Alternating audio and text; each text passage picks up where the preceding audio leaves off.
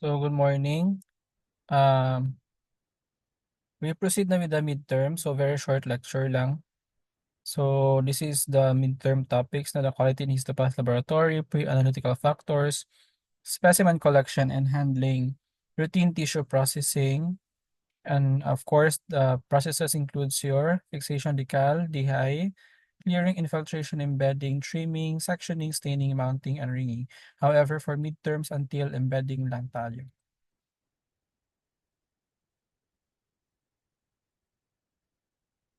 So, learning objective, of course, to explain the methods of collection and handling of the biopsy specimen, to present an overview of the routine tissue processing techniques performed in the laboratory, explain the factors that affect the different steps in tissue processing, and of course, define terms related to histopath techniques.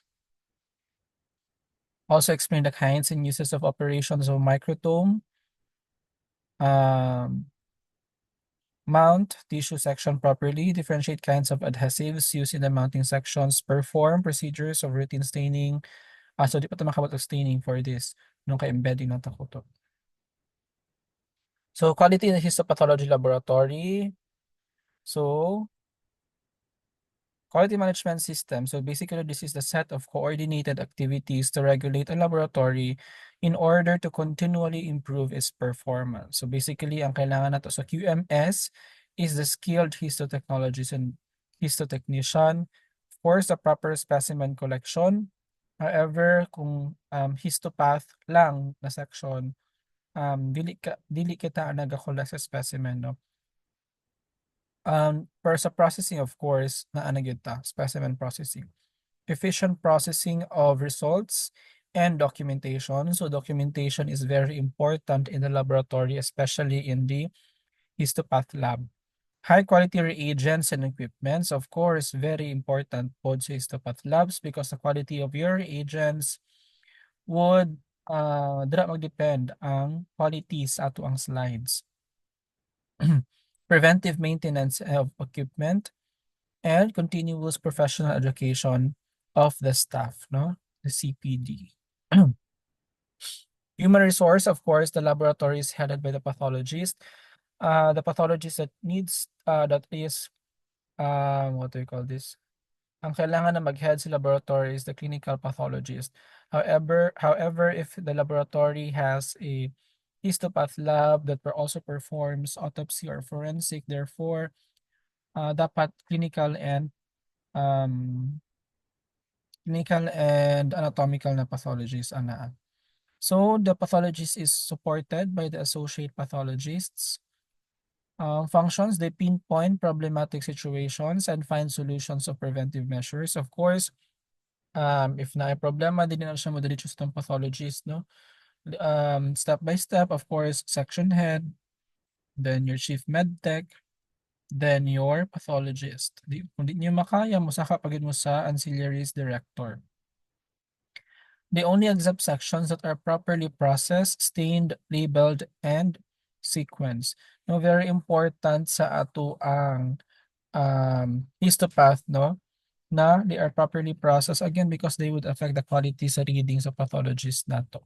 No, if kulang sa stain, of course, mag-affect ang pigmentation, no? As mentioned sa atong previous lecture, hyperchromatism and hyperpigmentation is a criteria, no, in diagnosing and diagnosing neoplasia. Labeling is very important in histopath, no? Kay especially not with the name only of the patient but as well with the specimen. So kung nagbutang mo dito og appendix na specimen, however, ang pagbasa sa pathologist nga no, appendix man ni nga colon man ni og epithelium. No? So that is very important. No? It is basically the responsibility niya of the medtech because when the pathologist perform gross dissection, no? Ang medtech ang mag-assist, especially kung ay intern ang mag-assist sa tuang pathologist. They monitor the staff performance basically because they are the head of the laboratory. They inspect specimen for frozen section, formalin fixation, aliquot tissue for cytometry, for flow cytometry, or fixation of glutaraldehyde for your EM. Open or section hollow tissues allow fixation of fixatives and forced autolysis. Remember, si pathologist ang magbasa sa slide. No? If it's not processed, ipausab na niya. So if wala tissue processor, it would be a long process yun. No? Because there's a specific time, no, sa ato, especially sa fixation nato. If the associate pathologist is a grosser, he or she shall identify and match the specimen with the request, describe the specimen in detail, so they will even draw, no, and of course take picture. They take 3 mm sections and label properly, ensure sections are fully immersed and adequately fixed for 6 hours approximately before processing. Again, identify and match the specimen request, no? Important na kay ang makita nato grossly is the tissue specimen na. However, if you examine that histologically, it would differ, no? So di man nato usually ma-differentiate grossly. For example, ang muscle sa different parts, no? Ang grossly di na to na ma-differentiate. However, pa makita sa pathologist nga no lahi nasa nakasulat diri lahi pod ang specimen. So that's an IR already, no? That's a no-no in the histopath. Especially with a different patient, no? Kay sa ano lang, imagine ma-diagnose kay cancer, however wala day kay cancer. Okay? Histotechnologist and histotechnician basically ensures formalin and other chemicals are fresh and in good working quality. Again, it would greatly affect, no, the quality of your slides, no, kung dili fresh ang inyong chemicals na ginagamit. Regularly filters hematoxylin and other reagents, no. Sa una, we don't know unsang filter ginagamit karon, but sa una we are still using the filter paper.